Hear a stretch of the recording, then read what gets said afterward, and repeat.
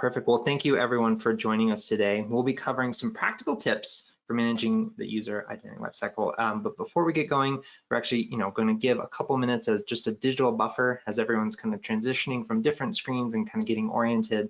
So if you give us just a few moments, if you want to take a couple breaths, grab something to drink, and we'll get started with the show here shortly. Okay, so we're a couple minutes past the hour, so I'll go ahead and get started. And today's session, we wanted to cover some practical tips for managing the user identity lifecycle. And so thank you for joining us. And if you're hopping on the recording, we're great to have you here as well. And so my name is Chase, and so I help look after our strategic alliances here within JumpCloud. And I'm actually joined today, I'm really excited about today's speakers, both Lindsay and John, and I'll have them introduce themselves, starting with Lindsay. Hi, so I work at JumpCloud as a group product manager for our directory space. So I eat, sleep, drink the user life cycle, getting user identities in, getting them access to the right things, and then getting them offboarded. So this is my world right now. Happy to talk to you today. And John? Yeah, my name is John Milne. I run our training and enablement function here at JumpCloud. I've been here a long time and teach the teachings of Lindsay to all the internal employees here at the company. So excited to speak with you all today. Perfect. Well, thank you both. And so here's a quick snippet and kind of sneak peek of what we'll be covering in today's webinar. So first, why is this important, right? So kind of why are we covering this topic? And then as we dive into that process, we'll actually be outlining kind of these 5 different components, and we'll have some practical tips for each one of those as you're going along this journey with us. And then as we wrap up with offboarding, we'll actually offboard ourselves. We'll cover some Q&A at the end and cover any questions you have about the webinar or anything else that might be going on in the world. So with that, we'll go ahead and dive into the meat of it. So why is this important? So there has been about 10 million job openings for the 3rd straight month within kind of just the US economy around kind of job creation and transfer and all that. And then as you can imagine, there's also a ripple effect. A lot of this can be driven a little bit more about the rebound, but more often than not, it's a lot of these organizations that there's such a leveling of talent. And now you can kind of go anywhere, work from anywhere, and kind of there's such a transition between organizations. And actually a lot of those norms are kind of slowly starting to break down, not only in geographical, but also kind of time and tenure. A lot of people are hopping on, kind of rediscovering their second career paths, realizing that they want to do things a little bit differently. But what this comes down to is now there's a lot of people going in and out of organizations that there never has been before. And so there's such a volume here that we wanted to take some time and really understand what does that life cycle look like, and kind of how do we make it much more manageable as you're adapting to this great hiring market that we're seeing. And with that component, you essentially are now taking this physical version of yourself, kind of this physical identity, and now moving into this digital identity. And so how do you gain access to all the different resources that these new digital identities coming into the organization need to get their jobs done? And what does that transition look like, and making sure that you're looking after it? So for the first section, we kind of want to look at this from the onboarding experience of the employees themselves. And so as you're thinking about this holistic experience, it's interesting kind of to pull out, what does this look like? So actually only 12% say that organizations do this really well, right? So already there is a gap that can be covered within the market. And then even then, as you bring on great talent, about 1/5 of that's going to fall out anyway within the first quarter. And so you're always constantly trying to have folks come throughout that organization. So very quick onboarding and offboarding. And then every time you do that too, there's a cost associated to it. So not only is there kind of time intensive, but there's a transactional cost of making sure you bring on great talent. So this is an important kind of lifeblood to the organization as you bring on different folks and their resources.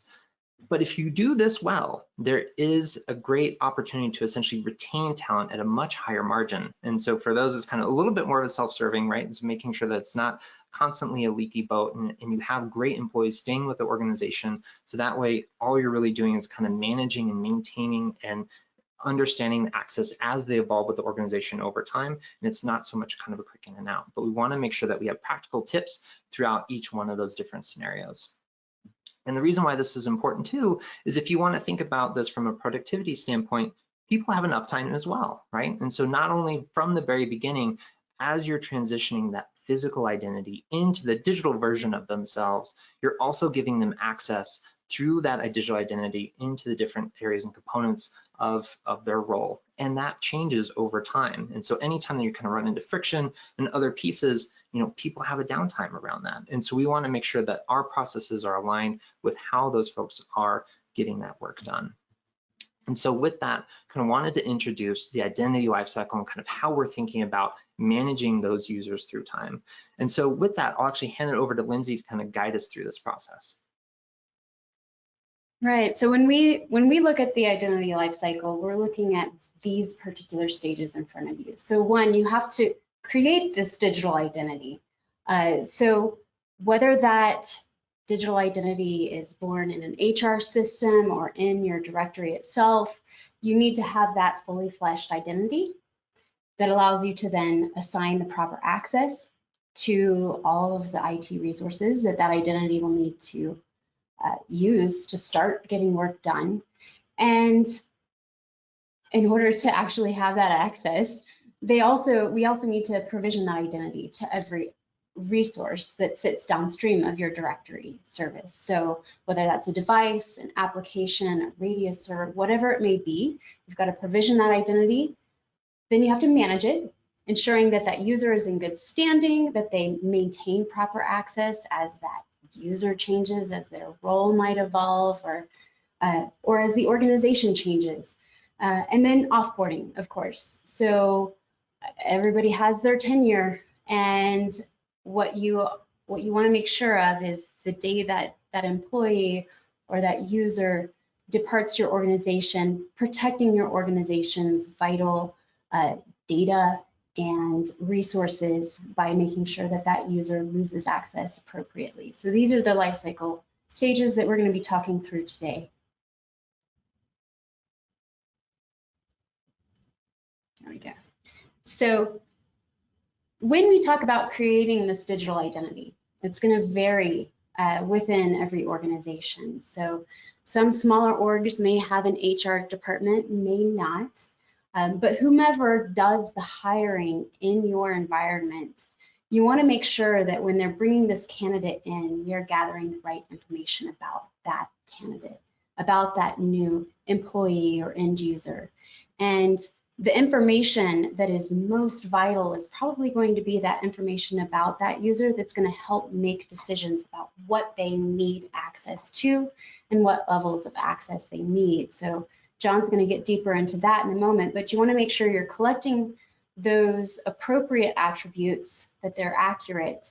And then you need to create a system for translating those identities from that HR function to your directory, your IT directory that you're using to for IAM purposes or what have you. So ideally, if you have an enterprise level HR system of record in use, creating a direct API level integration to your directory service is going to give you a really clean, real-time, hey, this user's created, and they flow directly into your directory. And that allows your IT system to get that user up and running very quickly, right? There's no manual entry. So ideally, you're looking for that API level integration and a real-time sync. That's not possible for everyone. So, there are still ways to leverage APIs through automation if you have access to that. Import tools are also available on most of the directories that you see. So whether that's importing from CSV or from another directory manually, and making sure that you do that on a regular cadence so that you're catching those users as soon as they are created. But basically, you need a systematized method for handing over that user data from wherever they are born into your directory system. And even if that is a form, I've talked to some IT admins that, their IT managers input a form and it lands on their desk. But whatever your method of creating this user, you want to make sure that you have that accurate data and that you maintain accuracy of that data upon import. And you also want to make sure that those that you're working with in your organization to onboard your users understand and are all on the same page around what the onboarding workflow will be. Okay, so talk about that end user experience. What emails are they going to get from what systems? How are you going to get them logged in and connected to that virtual identity? So, you know, if you're working with multiple tools, you want to make sure that you've decided how you want those relationships between tools to interact with your end user to ensure that everybody's on the same page and no piece of the communication is dropped as you get that user into your IT tools. So again, wherever your user is coming from, having it directly pull into that centralized directory service is going to be very important.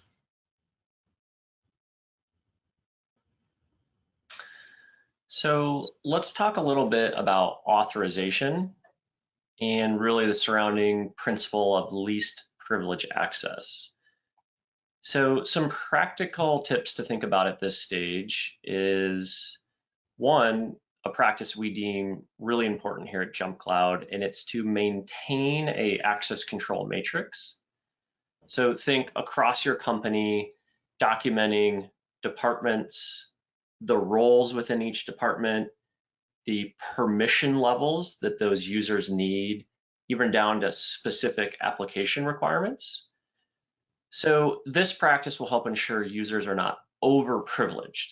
So some like examples to think about: you don't want a junior software developer having full admin privileges to your production AWS account, as an example. So diligent work on this access control matrix will make sure that employees have the correct access to do their job, but they're not overprivileged. So following that principle of least privilege access. Some further, hopefully practical tips on the authorization component is your ability to define attribute values for these roles, which can really help aid in automation. And as Lindsay mentioned, this can actually even stem from the beginning HR process. So when an identity provider can pass along attribute information on a user to the end, application or service provider, this can help drop employees in the right role, right permissions without that manual step. So hopefully a practical tip there. Further, just really kind of company communication, and something that we find really useful is setting up a reoccurring cadence with department leaders. As organizations are growing, teams are changing, reporting structure, it's good to have a repeating cadence to make sure that you understand what applications departments are using, roles, permission levels. So look for someone who has great attention to detail in each of these departments. Could be conducted as often as once a month, or a cadence you see relevant. So those are some practical tips on the authorization component. So once you've decided what access users should have, before you can provide that access, you really need to think about how you're going to translate that identity. So one of the benefits of having a directory service in place is that it is going to allow you to centralize a lot of your user management activities, and ideally all of them, right? But in order to do that, you need to think through how you want to automate and how you can best automate the transition of that identity from that directory to each of your different endpoints. So you're going to be managing different types of endpoints, but common ones, right? You have your device. How do you get that identity managed on your device? A Radius server. Applications is one of the most pervasive places where we are going to need to push out and manage identities. So I want to speak specifically about that a little bit. There are a couple of different protocols that have become really popular over the past couple of years. And when you look at SSO as a service, you'll see these protocols called out quite often. And those are protocols that create identities and manage those identities within applications, SaaS applications. Skim is one of them. So Skim has the ability to create, update, and really delete or manage that identity on applications in pretty much real time. It's an API level integration. You'll also see SAML just-in-time provisioning. So SAML is known as an auth protocol, but it does have the ability to basically carry on an insertion all of the data around a user that is needed to create that user account when they first go to log in. There may be custom API integrations available as well in different tools, and just ensuring that something of that nature is available is going to be useful. And then where it's possible, or rather where SAML and Skim and custom API integrations do not exist, there's always the option to leverage LDAP as an alternative directory. So LDAP is popular for that purpose. It's a well-known schema that a lot of apps can use to authenticate users against without necessarily needing an identity store of their own. So for apps, just making sure that, you know, if you're supporting 20 or 40 applications across your organization, having the identity creation automated is going to take a lot off of your plate. As part of those integrations, we've talked a lot about attributes. So attributes can be used to decide what authorization is provided from JumpCloud, or sorry, this is my world, right? From JumpCloud or from your directory. But it could also be carried down into that app. John mentioned this. And when, say, a role is passed down to a certain application, there may be automation that takes place on that application. AWS is a prime example. They have their own ABAC system that can apply roles based on the attributes that your directory is passing. So ensuring that you have the right data being passed down on those users to facilitate as much automation around roles or permissions on those downstream resources is going to pay dividends. So there could be, if you think about the environment, and Chase, if you can click again, any single user could have as many as, what, 13 or more.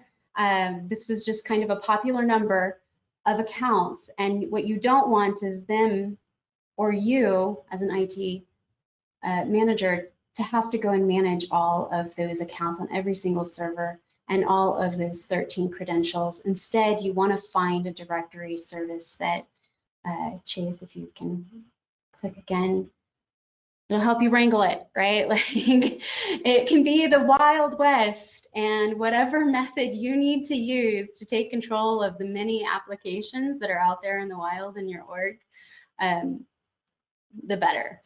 You're protecting your proprietary information. So,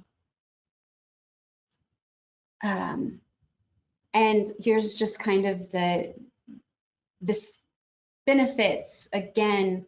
That identity is created, they come in with fully attributed, and then ideally, because of who they are, their access is determined, and then you can make decisions and push those identities directly out to those endpoints.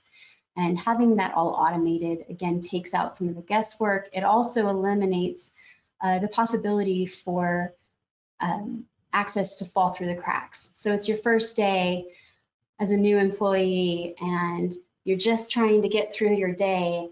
I imagine we've all experienced this, but I can't because I don't have access to this. Oh, should I have access to this? So instead of slowing down the onboarding experience with having to answer all of those questions and provide the access one-off, you also get the gains of ensuring that everybody has what they need to get going day one.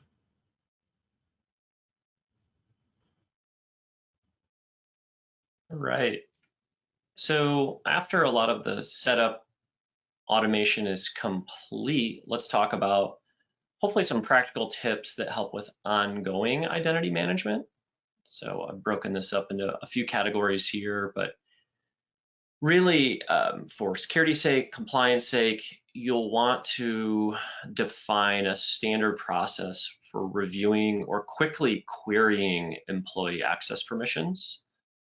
Whether you're doing it through your directory service with an easy query function or visibility into group membership, or some other type of access control matrix document, you'll want to make sure you can quickly document that. Teams change, employees get promoted. You want to make sure you can quickly audit access permissions. And again, getting back to our earlier principle of sticking to that principle of least privilege access. You'll also want to make sure, more on communication, that you've communicated a standard method to department leaders.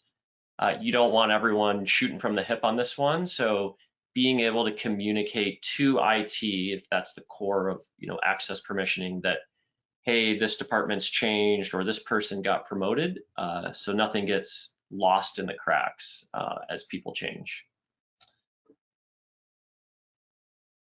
Then moving forward, for security and compliance sake, it's important that you can document key elevated permission changes. So when, say, a particular user is elevated to a permission level that allows them to log into something that's, say, like in PCI scope or some similar production environment, you'll want to make sure that you can capture that event. So which administrator gave that elevated permission? Where did they do it from? What type of computer? Is it logged? Is it documented? These events can be stored in particular event management platform or particular cloud storage like AWS S3. And so a systematic process here will make it easier for IT to retrieve that information, those artifacts, when your organization goes through audit compliance sake. So you'll be able to retrieve that documentation. Then moving on to offboarding, there's definitely security risks involved in this step of the equation. So we're going to highlight some of that here, and then we'll jump into some practical tips. So any type of misstep or improper offboarding of employees or contractors can carry significant risks. So potential leaking of sensitive information, maybe an employee has files saved on their device and that device wasn't properly shut off. Those can be leaked. Former employee accounts can be hacked if they're just orphaned and not properly deprovisioned. Open backdoors can be left open for bad actors to get in, hack key organizational information or get into key business applications. So those are some of the security risks involved in the offboarding step. And we'll jump into a little example here, I think, to get into some specifics around offboarding and compliance. So particular compliance regulations like HIPAA or PCI DSS, they do require formal and documented measures on how you're offboarding employees. So specific in HIPAA rules or sections 142 and 164 specifically require details around a termination procedure. And failure to comply can result in fines or other actions needed to be taken. A specific example, here in Colorado, a hospital was actually found in HIPAA violation, costing them over $111,000 after some issues improperly terminating an employee. So an employee was let go, but they maintained access to a scheduling calendar, which contained patient electronic protected information, so EPHI. So this violated the HIPAA standard. They had to pay the fine and enact a multi-year security management and system overhaul, So the real deal surrounding, a formalized process to terminate employees. So some understanding of, why that's important. Let's get into some practical tips. So more on like organizational structure, but you'll want to make sure that you're in lockstep with HR, hiring managers, if you have them, like HR business partners, to work through the steps and sequences needed to offboard an employee, especially now with many workers working remote. There's some added complexity, there's some added security risks in this equation. So sequencing is really important. Your ability to, communicate to the employee that, there's an employment separation, then shutting down accounts, locking out computer access, even as specific as, sending a box with shipping instructions to return the computer back to the organization. If you have, in-office presence, being able to return badge access keys, shutting off networks. So all of the components to completely separating from an employee, especially with the dynamics of a remote environment, is super important. If you're utilizing a central directory service, ideally you can do like single-click user deactivation, cutting off not only their device, but also applications, email, network access. This can be challenging in issues with international time zones or remote or larger companies. So if possible, being able to schedule user suspensions is really important. And that also gets into the communication component with your HR teams, business partners, et cetera. So here we can see, the ability to schedule a suspension with our user, Mary Adams. This will allow you to properly ensure an employee gets offboarded if they're halfway around the world. You can also make sure that nothing, falls through the cracks. If you thought you were going to be there in person live, but all of a sudden you got called in to put out another fire or IT ticket, you can make sure that that user's access gets shut down at the correct time. So, better support of international time zones, the remote world. Here you can see Mary Adams is going to leave the organization today, August 11th at 5 p.m. Mountain Time, and her account will be suspended.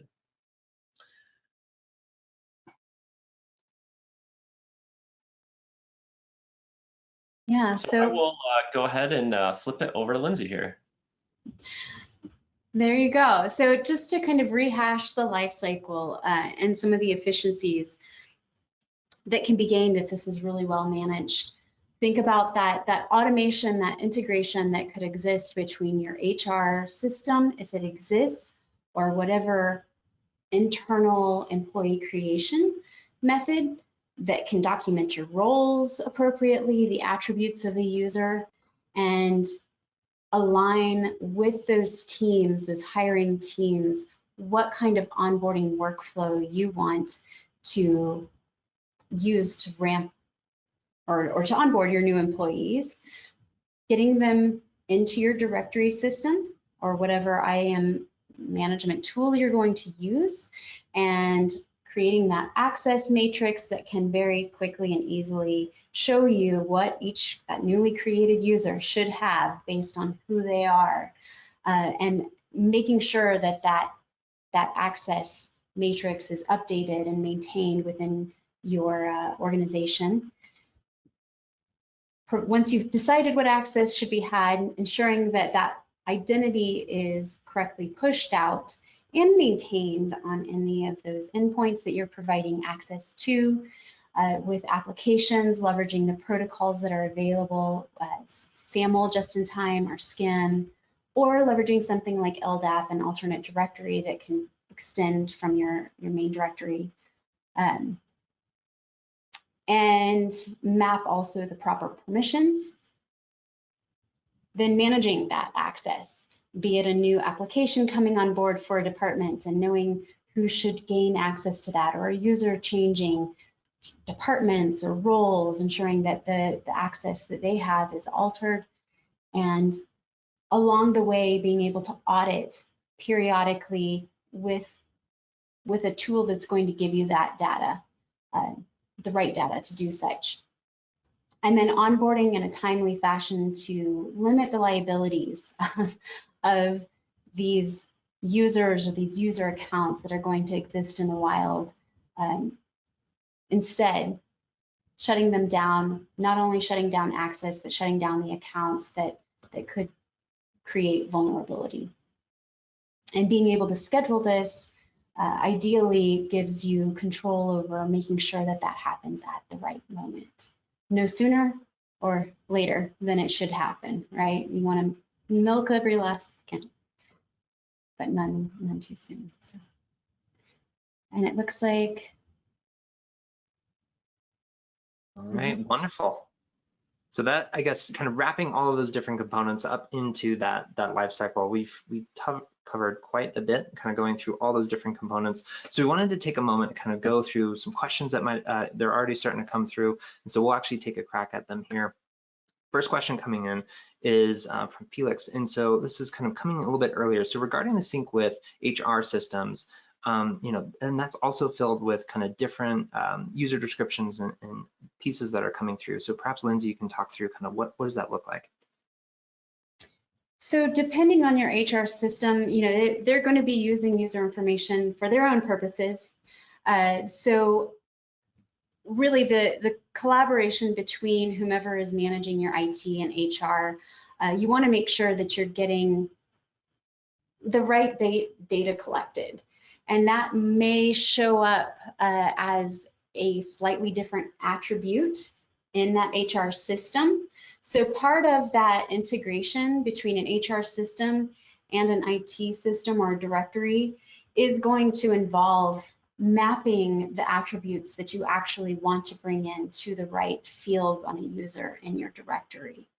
And there's also a question here of what you want to bring in. So you may not want to bring in, for instance, a user's salary. You may not want IT to know that. So there's a degree of selectiveness that should be applied. Like, you don't want to bring all the data over, but make sure you have the right data being collected there and being passed to the right places in your directory. Perfect. So another question coming in. So you discussed privilege access earlier and kind of within the presentation, but with ongoing management, how can we protect sensitive information that certain employees have, right? And my company is still remote. And so I'm wondering, perhaps John, if you could take this one and cover a little bit more about how to think about conditional access and kind of also elevating and removing privileges. Yeah, that's a great question. Probably a couple topics to hit in that one. I think the concept of making sure employees are not overprivileged here is key. So obviously some folks at your organization will need to be able to review finance information, sensitive company documents, but you want to limit that to only key employees that are, specifically cleared for that. So making sure that certain employees are maxed out at the necessary access they need to do their job. So if you've got someone's on the sales team, email and Salesforce and SalesLoft, DocuSign, limited to that. They don't need to log into NetSuite or AWS. So they're defining that access control matrix so that the right users have the right roles. Then you can get into the concept within specific applications. There may be different roles where, maybe someone on the accounting team needs to see basic, address information, but not other specific, financial documents. And so they have a specific role in, say, NetSuite, for example. So that's specific there. Getting into finer tuning, and as the question goes on to say about remote employees, there are some concepts that kind of surround a adjacent security principle called zero trust security. And that really gets into your ability as an IT director to control or restrict access to, say, trusted devices or trusted networks. So you may not want to allow, senior software developers to log into production systems on their personal computer. You want to restrict that to just trusted devices that have, hard drives encrypted, screen lock turned on, other settings, firewalls controlled. So that gets into like some maybe different dynamics that can help control access for users who are remote. So I think there's a few themes there. I hope that was helpful, and feel free to chat in a follow-up question there. It's a good topic. Yeah, sure. Okay, great. So this next one, I guess real quickly is, my company's not in the health space, but we have a bigger issue on terms of offboarding and password management that makes it a little bit more challenging. So kind of how do you think about password management within offboarding employees? And so this is something that I can answer really quickly, is coming back to what Lindsay mentioned earlier, kind of thinking about the different protocols that we have. To bring it to a practical example, here, even internally within JumpCloud, we leverage Keeper, and we actually have a skim protocol with them. And so that way, as you're thinking about offboarding that identity, you're actually leveraging your JumpCloud credentials to access kind of the rest of the password management and other things that might be out in the ecosystem around there. And so if you're able to leverage those protocols and tie it all back into that centralized directory, so when you're offboarding that user, it's also hitting that essentially the password management within that same stream. And if you have password management that doesn't yet support that protocol, then that's one of those other components where you're thinking about mapping it back into thinking about, okay, let's have a plan, let's talk to that leadership and hiring managers so they understand kind of the scope of that. But then also, if you were helping, you kind of did your homework a couple steps earlier too, and kind of defining that access matrix, so that way you understand already what applications they have had access into previously. So a couple different ways to do it, but if you can find those password managers that support those protocols, tying it back in, that's always super helpful. All right, another question, kind of thinking about offboarding and onboarding. So can you schedule onboarding in the same way that you're kind of scheduling about offboarding? So we kind of talked a lot about how crucial that is at the tail end, kind of all those other pieces. But what does that look like at the beginning to kind of bring on a new user kind of in almost as a staging environment? Lindsay, I'm curious to have your thoughts there. So yes, yes, there is a need for that. Absolutely, right? So a lot of times we will you hire someone, but they're not going to start for 2 weeks. So what do you do with that user that's sitting there? You have their information, but you're not ready to bring them live. I can tell you that in JumpCloud, this is something that we're actually working to introduce now. So the scheduling of suspension is super useful on the tail end. We want to be able to provide that on the front end as well. But regardless of whether you're using JumpCloud or some other method, I've seen people get really creative in how they bring a user to life. And is that sometimes that's as simple as controlling when a password is shared or when a password is created. But ideally, you're not leaving yourself vulnerable in any way. So to actually have like a nascent user that you can then activate is the ideal state, right? Having kind of like a staged user. So there are, I've seen people automate this as well. So if you, again, coming back to attributes, if you know what the start date of a user is, can you decide to go ahead and bring them live on that day by scheduling them to go live on that day? That's kind of a vision that I'd love to be able to provide in JumpCloud, and working towards that, but I've seen people do through their own automated systems. So absolutely. Perfect. All right, next quick question, a little bit more specific. So I see ADP Workforce now as kind of HR system, but there isn't kind of an integration with JumpCloud yet. Kind of what do you recommend? I guess one quick update. So I'm actually working on that from the partnership side and kind of working with ADP and making sure that we can have a very smooth transition, very similar to kind of a few of the other HR providers that we support. So good news is it's in motion, just kind of hold tight, but it kind of in between, there's a couple different ways that you can kind of think about importing those users into JumpCloud, whether those users might also be coming into kind of from your onboarding practices of Office 365 or Google Workspaces. Also, you can try to look at different CSV import tooling and methodologies there. So a couple different ways that you can kind of to think about that. And in the future too, that's one of those pieces that we won't have fully automated from the partnership side too. All right. Here's an interesting one. So I have contractors who come and go, and they don't need to be offboarded. So how do you recommend that I handle them? I think in this case, suspension can be really golden, right? Because suspension is basically intended to be a pause button. And if you know that they're coming and going while they're gone, even if that is, you know, intermittent, but you know they're going to likely return to do additional work, putting them into a suspended state is really the best way to keep them, keep the vulnerabilities at a minimum during that time. So if you have, for instance, SCIM integration set up with the applications that they have access to while they're working for you, and you have, you know, suspended that user in JumpCloud, for instance, SCIM will often deactivate or suspend that user on that application as well. Now, every application has slightly different manifestations of SCIM, and their behavior is a little bit nuanced there.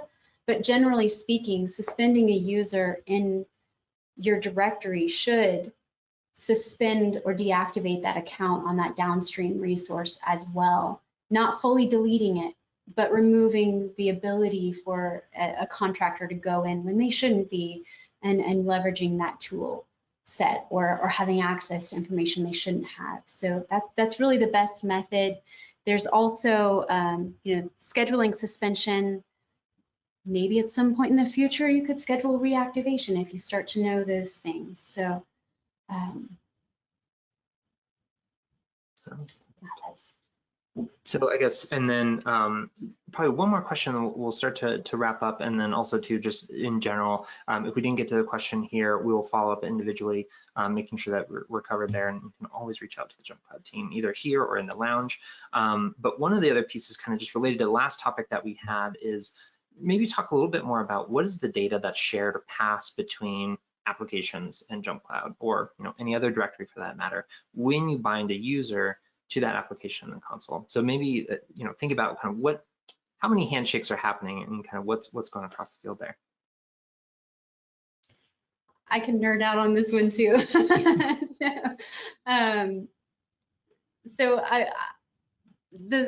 I'll mention SCIM again because basically this SCIM is just an API level integration. That's all it is, with a standard way of translating those two APIs that need to talk to each other, right? And so with SCIM, you have a standard set of supported attributes, and each application, unfortunately, I can't give you one blanket answer, because each application that leverages SCIM will often have they will require certain attributes, and then they will optionally accept another set of attributes.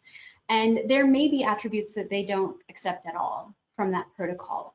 So the best way to know exactly what's translating via SCIM in terms of JumpCloud is to actually go in and look at the KBs and see what is translating over. Generally speaking, you're gonna get the emails, you're gonna get the names, you're gonna get the username. Some apps will accept a password and some do not. And typically, the way that that information gets updated is anytime that user is updated within your directory, those changes get pushed out almost real time.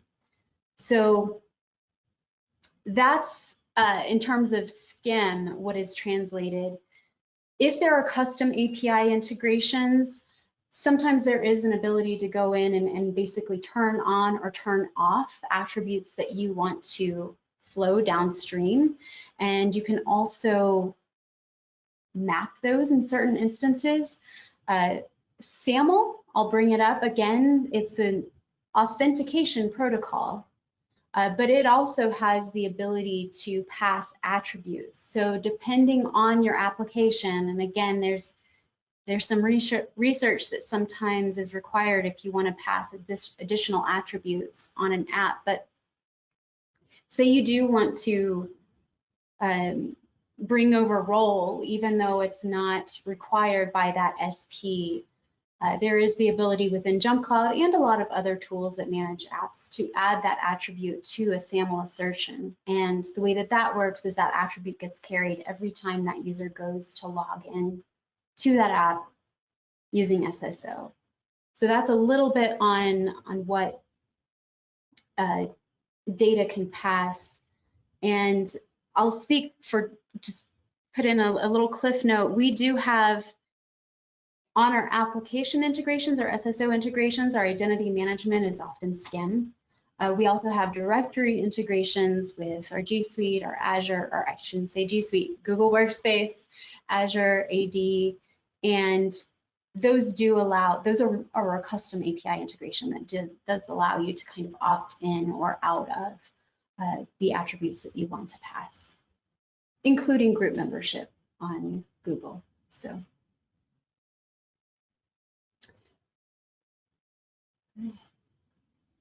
All right, perfect. Well, thank you everyone for joining us today and kind of covering all the different topics throughout the session, as well as all the great questions coming through. And as mentioned, we'll follow up additionally because I know that there's some more that either a little bit more technically or a little bit more about the JumpCloud platform that we'll answer individually.